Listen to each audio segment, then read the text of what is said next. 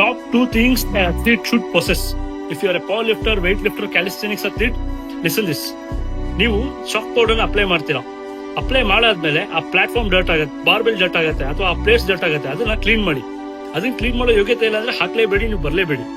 Second thing, ನೀವು ಅಷ್ಟೆಲ್ಲ weights ಹೊಡಿತೀರಲ್ಲ, 100 kg, 200 kg, 300 kg, ಹಾಕಿರೋ ವೇಟ್ಸ್ ನ ರೀರ್ಯಾಕ್ಟ್ ಮಾಡಿ ಪ್ರಾಪರ್ಲಿ. ಅದೆಲ್ಲಿತ್ತೋ ಅಲ್ಲಿ ಇಡಿ. ಆ ವೇಟ್ಸ್ ನ ಅಲ್ಲಿರೋ ಯೋಗ್ಯತೆ ಇಲ್ಲ ಅಂದ್ರೆ I don't think so you are a lifter are you are athlete bro. For me you are nothing. ನೀವು ನ್ಯಾಷನಲ್ ಇಂಟರ್ನ್ಯಾಷನಲ್ ಏನೇ ರೆಕಾರ್ಡ್ಸ್ ಮಾಡಿ, ಏನೇ ಅಚೀವ್ಮೆಂಟ್ ಮಾಡಿ, ನೀವು ಎಂತ ಲಿಫ್ಟರ್ ಕಂಟ್ರೆ ಆಗ್ರಿ, ಐ ಡೋಂಟ್ ಕೇರ್. ಬಿಕಾಸ್ ನಿಮಗೆ ಆ ಬೇಸಿಕ್ ಕಾಮನ್ ಸೆನ್ಸ್ ಇಲ್ಲ, ಆ ಬೇಸಿಕ್ ಎಟಿಕೇಟ್ಸ್ ಇಲ್ಲ.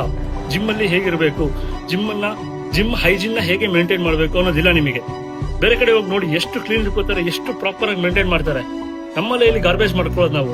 If you are a true lifter, if you respect this sport, first clean what you have done. ಇಷ್ಟೇ. ಬೇರೆಯವರಿಗೆ ಅವಕಾಶ ಮಾಡಿಕೊಡಿ. ದಟ್ ಆಸ್ ಇಫ್ ನೀವಲ್ಲಿ ಪರ್ಫಾರ್ಮೇ ಮಾಡಿಲ್ಲ ಮಾತ್ರ ಕ್ಲೀನ್ ಆಗಿ ಇಟ್ಕೋಬೇಕು. ಅದು ಒಂದು ಡಿಸಿಪ್ಲಿನ್. ಈ ಲಿಫ್ಟ್ ಮಾಡೋ ಯೋಗ್ಯತೆ ಇಲ್ಲ, ಯಾಕಂದ್ರೆ ನೀವು ಲಿಫ್ಟ್ ಮಾಡಿ ಹೋಗ್ಬಿಡ್ತೀಯ. ವೇಟ್ಸ್ ರಿಯಾಕ್ಟ್ ಮಾಡೋದಕ್ಕೆ ನಂಗೆ ಟೈಮ್ ಇಲ್ಲ, ನನಗೆ ಸುಸ್ತಾಗಿದೆ ಅಂತ ರೀಸನ್ಸ್ ಕೊಟ್ಕೊಂಡು ಹೋದ್ರೆ, ನೆಕ್ಸ್ಟ್ ಬರೋನು ಅದೇ ರೀಸನ್ಸ್ ಕೊಟ್ರೆ ಹೆಂಗ್ ಅನ್ಸುತ್ತೆ ನಿಮಗೆ? ಅರ್ಥ ಮಾಡ್ಕೊಳ್ಳಿ ಸ್ವಲ್ಪ. So maintain this discipline. Chalk powder apply ಮಾಡಿದ್ರೆ ಪ್ರಾಪರ್ ಆಗಿ ಕ್ಲೀನ್ ಮಾಡಿ. ವೇಟ್ಸ್ ನ ಹಾಕಿದ್ರೆ ರಿಯಾಕ್ಟ್ ಮಾಡಿ. ಇವೆರಡೂ ಮಾಡೋ ಯೋಗ್ಯತೆ ಇಲ್ಲ ಅಂದ್ರೆ ದಯವಿಟ್ಟು ಜಿಮ್ಮಿಗೆ ಬರಲೇಬೇಡಿ. ನೀವು ಯೋಗ್ಯರಲ್ಲ.